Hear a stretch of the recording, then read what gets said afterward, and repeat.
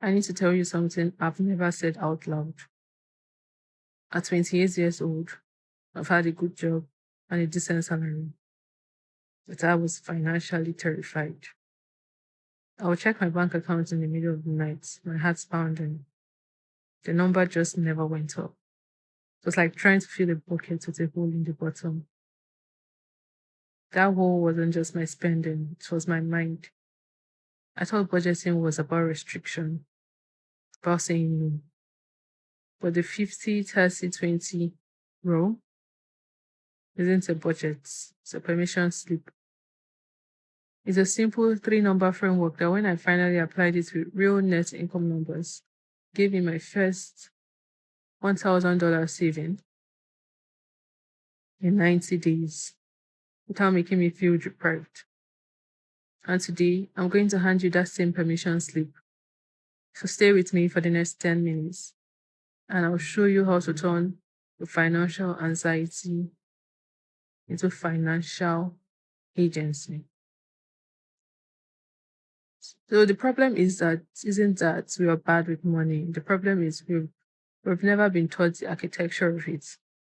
We know our rent is due, we know we should save, but we have no system. So our wants silently become needs, our needs suffocate our future, and we end up feeling guilty for buying a coffee. Sounds familiar? But we are going to fix that today. No jargon, no shame, just the raw math and the human emotion behind it. We'll break down the 50 rule, the 50% rule, the 30, the 20, and I will show you the one psychological trick that made it all stick for me. So let's start with the 50% slice, which is your needs. Not just bills, it's your financial foundation. The scary part, most of us have no idea what this number actually is. So under this, we have housing, covers rent, mortgage. The average US renter spends 30% of income here. If yours is 40%, the 50, 30, 20 rule is already screaming a warning. Utilities, groceries, insurance. These are the essentials. Then we have the hidden need. Minimum debt payment, that's student loan or credit card minimum. That's a need. You legally must pay it. Now here's this is what shocked me. When I tallied this up, my needs were at 62%. 62%. My foundation was cracked. I was house poor. This is the brutal, beautiful truth of the rule. It holds up a mirror. The goal isn't to shame you, it's to give you a clear, non-negotiable target, 50% or less.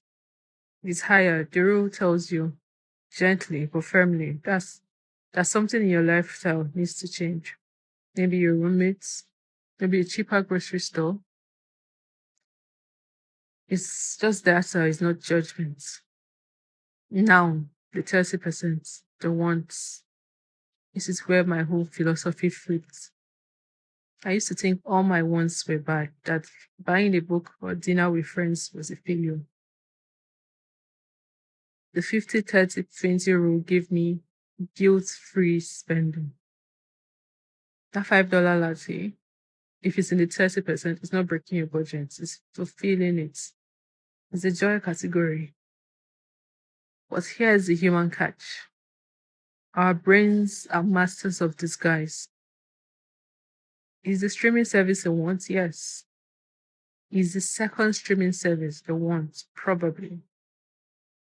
Is the brand new phone when yours work fine a want? Absolutely.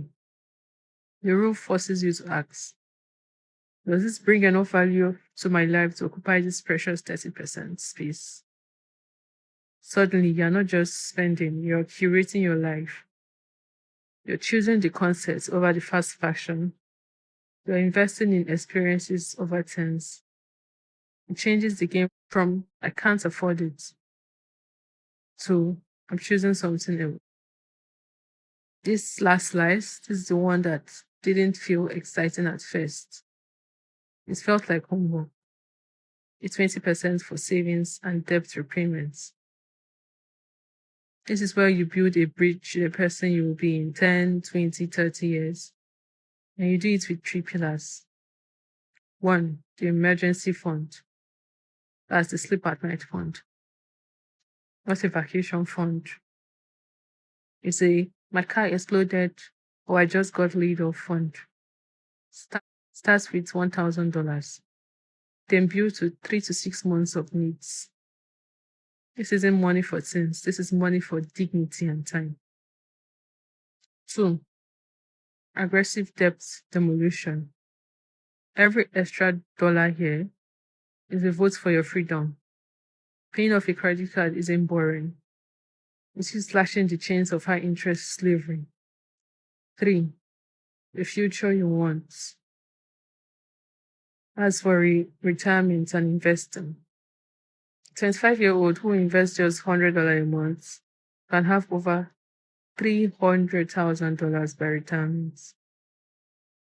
That's the quiet, boring, life-altering power of this 20%. This slide is where you go for surviving to thriving. It's the emotional payoff. Every dollar you put here is a whisper to your future self. I've got you.